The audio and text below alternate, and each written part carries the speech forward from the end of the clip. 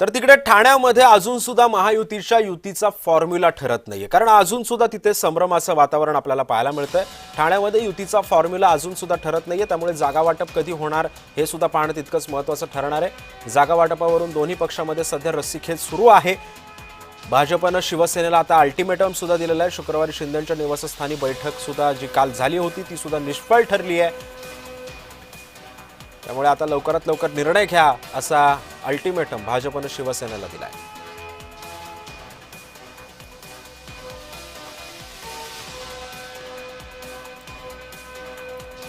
त्यामुळे आपण पाहतोय सध्या ठाण्यामध्ये मुख्यमंत्र्यांच्या बालेकिल्ल्यात उपमुख्यमंत्र्यांच्या बालेकिल्ल्यातच या सगळ्या जागा वाटपासाठी रस्सीखेच सुरू आहे। अजून सुद्धा युतीचा फॉर्म्युला ठरत नाहीये। जोपर्यंत युतीचा फॉर्म्युला ठरणार नाही तोपर्यंत या जागा वाटप होणार नाही आणि तोपर्यंत निवडणुकीची सुद्धा तयारी करता येणार नाही। त्यामुळे लवकरात लवकर हा जागा वाटपाचा आणि युतीचा फॉर्म्युला लवकरच ठरावा यासाठी अल्टिमेटम सुद्धा शिवसेनेला देण्यात आला आहे। आणि या संदर्भामध्ये माहिती जाणून घेण्यासाठी मी जाणारे माझा सहकारी कुणाल भोईटे सध्या आपल्यासोबत आहे। कुणाल, आपण बघतोय की शिवसेनेला भाजपनं अल्टिमेटम दिलाय।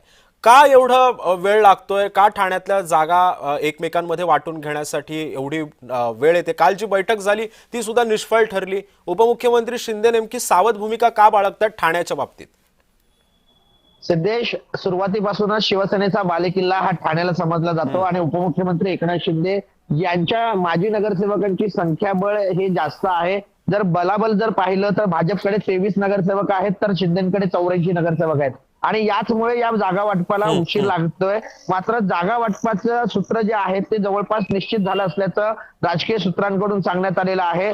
87 ते 92 जागा या शिवसेनेला मिळू शकतात, त्याचप्रमाणे 35 ते 40 जागा या भाजपला मिळू शकतात। या जागांवरती स्वतंत्र जे उमेदवार आहेत ते भाजप आणि शिवसेना देऊ शकतात, कारण 2 दिवसावरतीच उमेदवारी अर्ज भरण्याची अंतिम तारीख आहे आणि या तारखेच्या अगोदरच जे उमेदवारी आहेत त्या देऊ शकतात। कारण जर उमेदवारी लवकर दिली तर मात्र डॅमेज कंट्रोल करू शकणार नाही, कारण जे इच्छुक आहेत ते विरोधी पक्षात जाऊ शकतात, महाविकास आघाडीमध्ये जाऊ शकतात आणि त्या ठिकाणाहून उमेदवारी अर्ज दाखल करू शकतात। पण कुणाला आपण जर बघितलं असेल तर गेल्या काही 2 ते 3 दिवसापूर्वी मीनाक्षी शिंदेंनी सुद्धा राजीनामा दिला होता। याचा कुठेतरी इम्पॅक्ट या निवडणुकांवरती होतोय का, की त्याच्यामुळे हे सगळं रखडलं जातंय?